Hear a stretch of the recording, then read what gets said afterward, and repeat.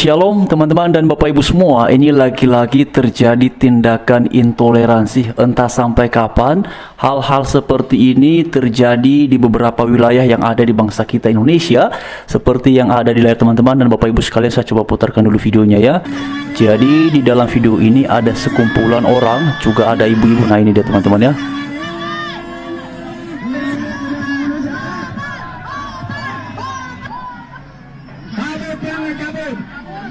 Oke, jadi mereka berteriak cabut ya.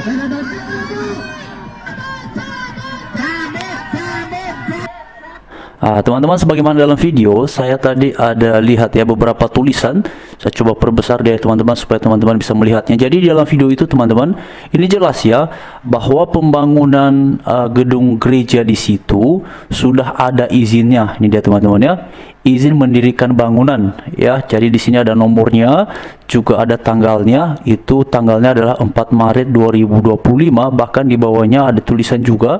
Saya coba perbesar ya teman-teman, mohon kiranya ini ya, semoga bisa kelihatan ya teman-teman semua.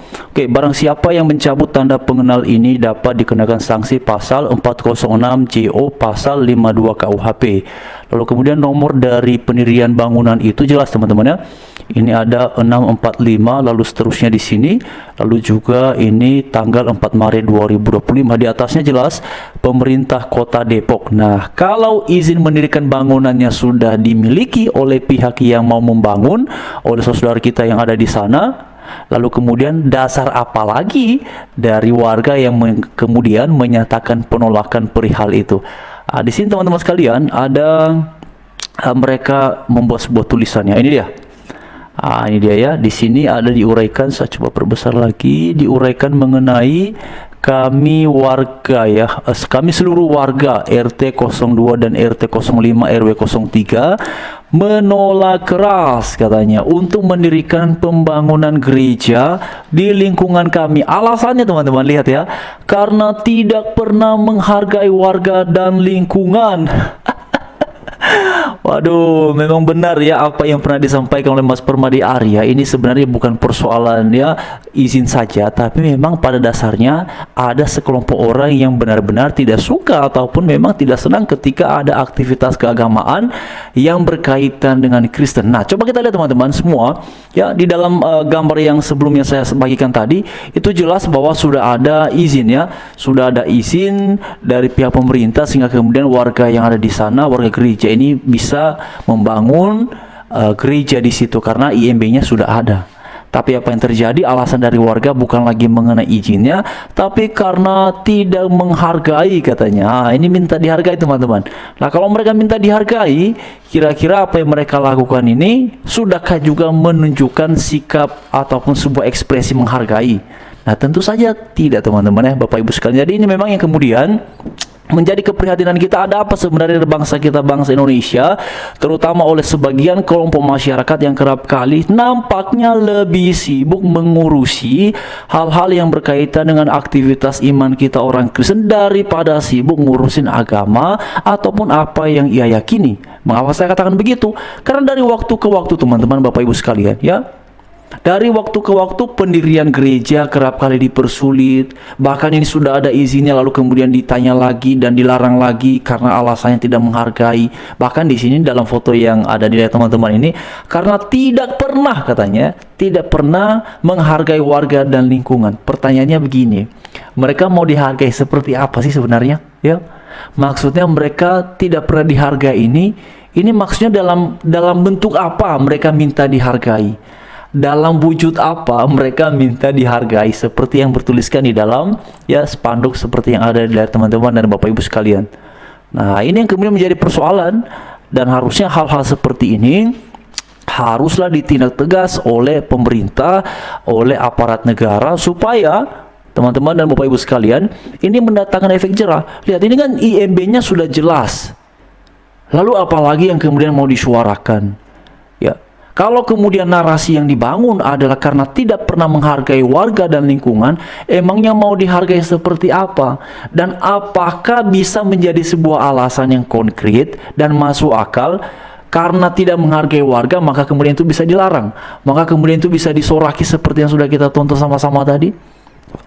Nah, dan apakah juga yang mereka lakukan sekarang ini juga bentuk menghargai warga yang lain yang tidak seagama, tidak sekeyakinan, tidak sefrekuensi dengan mereka? Kan mereka minta dihargai ceritanya kan? Karena tidak pernah menghargai warga. Berarti pesan di baliknya adalah mereka menginginkan dihargai, walaupun bentuknya ini masih dipertanyakan lah, ini minta dihargai dalam bentuk apa, dalam wujudnya bagaimana. Tapi ketika mereka minta dihargai, sekarang pun mereka bertindak, apakah ini sebuah tindakan, sebuah ekspresi yang menunjukkan mereka menghargai sebagaimana mereka minta untuk dihargai? Tentu tidak kan? Nah, karena itu berharap sekali kepada pemerintah, baik itu kepada Pak Prabowo, ya, kepada siapapun yang punya kewenangan untuk memberikan atensi yang serius perihal seperti ini. Lalu kemudian teman-teman dan Bapak Ibu sekalian, di sini ada tulisan dari Pak Pendeta David Herson. Beliau menyampaikan narasi seperti yang ada di layar. Negara lain sibuk bagaimana menciptakan teknologi terbaru, kita masih sibuk ngurusi orang lain untuk beribadah. Nah, betul ya, tadi saya sampaikan di awal juga teman-teman ya. Ya, kok banyak banget orang sepertinya lebih sibuk ngurusin aktivitas peribadatan umat lain daripada ya sibuk ngurusin apa yang ia yakini sendiri. Kita masih sibuk ngurusi orang lain untuk beribadah lagi dan berkali-kali terjadi di ya Indonesia ini. Prabowo, Gibran, mohon Kang Deddy Mulyadi hanya tentang ibadah untuk orang bertemu Tuhannya saja selalu dipersulit dengan oknum-oknum begini. Lalu kemudian juga di sini ada di tag ya, Polresta Depok, Divisi Humas Polri, juga ada Kapolri Indonesia. Bangsa kita ini nggak akan maju-maju kalau kita tiap harinya hanya sibuk ngurusi hal-hal beginian. Betul ya? Saya sepakat itu teman-teman ya. Nah, tentu saja ini sudah direspon oleh banyak pengguna media sosial teman-teman. Ada yang rata-rata di sini komentarnya itu setuju ya dengan apa yang disampaikan oleh Pak Pendeta David Herson. Dan memang ini benar, tentu saja sesuatu yang sangat disayangkan. Sampai kapan sih Pak Presiden, sampai kapan Pak Gibran dan juga para pemimpin bangsa ini, sampai kapan hal-hal seperti ini ya? Masa karena minta dihargai lalu kemudian mereka bisa menjadikan alasan bahwa ini tidak boleh ditolak dan segala macamnya. Ada apa sebenarnya dengan bangsa kita Indonesia ini? Ada apa dengan ya orang-orang yang katanya mengaku beragama, mengaku punya Tuhannya, tapi kok nampak lebih sibuk ngurusin aktivitas agama umat lain? Ya, lebih sibuk ngurusin hal-hal seperti ini. Bukankah kita semua bersepakat dan tahu bahwa agamamu, agamamu, agamaku. Tapi yang terjadi bagaimana? Lah, ini bukan agamamu ataupun agamaku. Ini kan lebih cenderung justru lebih sibuk ngurusin iman ataupun aktivitas orang lain. Ini kan seolah-olah ya agamamu kurusin. Nah, kan kayak begitu jadinya, teman-teman ya.